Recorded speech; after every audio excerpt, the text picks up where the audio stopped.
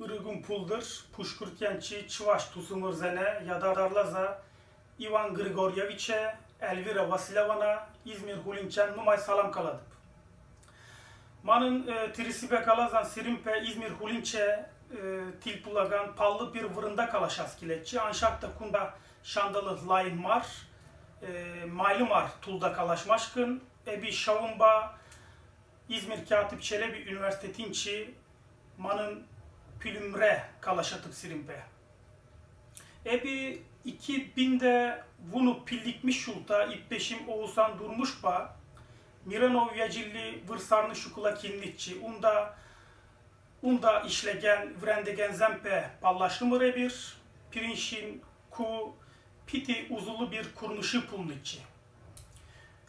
Manın ilk nipe Miranov Yacilli Vırsarnı Şukul Uşılni, Şirin Pillik Şul Şitri, Tada Ivan Yakovlevich Yakovlev Şuranlı Rampa, Şirte Şitmil Şultulat, Şav iki hıbar mana piti havaslandarçı, ebi iki hıbar şincen sire hış bir sımah kalaşas kilet.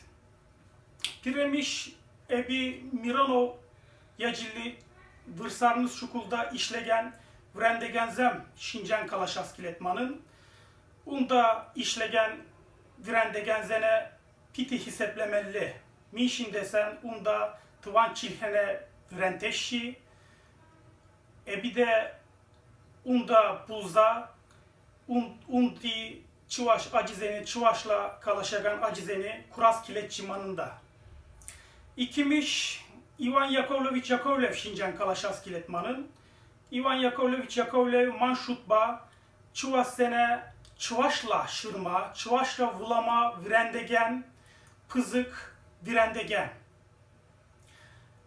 Çıvasen asli Vrendegeni manşutba.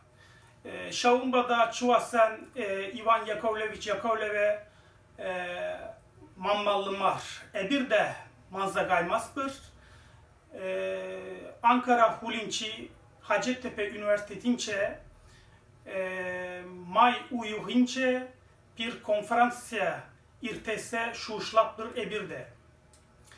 Ebi Puşkurtyençi Çıvaş tıvanım zene Numay Salam Kaladıp Layhülür.